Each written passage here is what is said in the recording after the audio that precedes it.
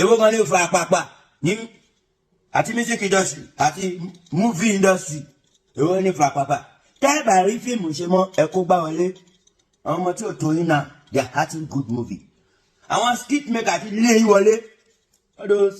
ẹ̀yin ìyá wa ṣe máa fún yín láǹfààní láti wo fídíò náà ní ẹ̀kúnrẹ́rẹ́ ṣùgbọ́n kí a tó tẹ̀síwájú Portable ó tún jáde fún àǹtí Lizzy Anjorin báyìí ó ní fíìmù wo gan ló tẹ̀ ń ṣe ó ní tí ò bá rí fíìmù ṣe mọ́ wípé kókó gbá wọlé kókó sọ ọ̀fíṣàlì wípé òun ò ṣe fíìmù mọ́ ó ní kí ni rádaràda tí òun pẹ̀lú Ìyábọ̀ Òjó tí wọ́n ń bá ka ẹ̀yìn yan wa kí ló tún ṣẹlẹ̀ báyìí Portable ó tún jáde o ẹ jẹ́ ká gbọ́ nǹkan tí Portable tún sọ. Nollywood, actorwood, womanwood, manwood, wood. Now, wetin una dey create for una children? Na every day una dey fight each other. You go hear say Aunty Lizzy dey swear for Ìyábọ̀ Òjó. Ìyábọ̀ Òjó carry Aunty Lizzy go court. Na that one be movie. Ọmọ tí ò tó yàn àṣàbí simple mọ̀ ń ṣe movie lójoojúmọ́.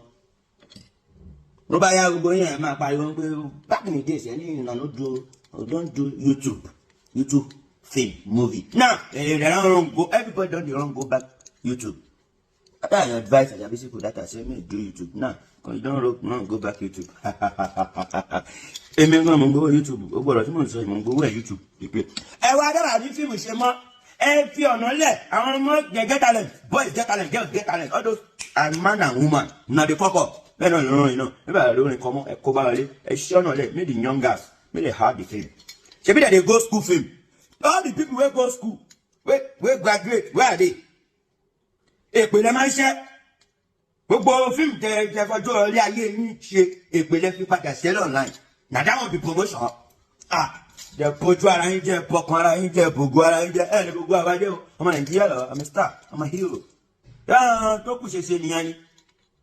Fúnkẹ́ Akíndélé sí dey drop people dey drop film dey drop movie. Dey wọ́n ẹni. Ṣé Sunday Dagbo olú bá ṣe nìyẹn ni? Àwọn ìtẹ̀lẹ̀dẹ̀ icon ṣé bá ṣe nìyẹn ni? Ẹ̀yà àǹtí ẹ̀kọ́ bàbá yín jà máa ṣe gbogbo ẹ̀ máa bá yín jà.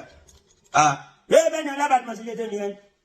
Pẹ́tẹ́jẹ́ ni Ọlábàdàn sí lọ́gbàṣẹ́ lọ́wọ́ ìjọba. Ẹ̀yin náà wá sẹ́gbà lọ́wọ́ ìjọba. Èwo ni bẹ́bà àbí báwo? Ó sọ̀rọ̀ bí wọ́n àjọ dèjò fàpàpà. Ìwọ ni fàpàpà ní industry àti music industry àti movie industry wọ́n nà dé sọ́ọ̀tì sọ́dà kọ́dé. Ẹ má máa rí na Sango sí Sango pé àwọn Sango lè lo dọ́là pọ̀ sí $800. Àmọ́ ìsí $800. Ó ta fẹ́ ra kànáà $800. What of course àti Lizzy? Ẹ change ẹnu. Ẹ má tẹ̀lé ẹnu. Ọlọ́run tẹ̀lé ẹnu. Say Sango people they are more than that.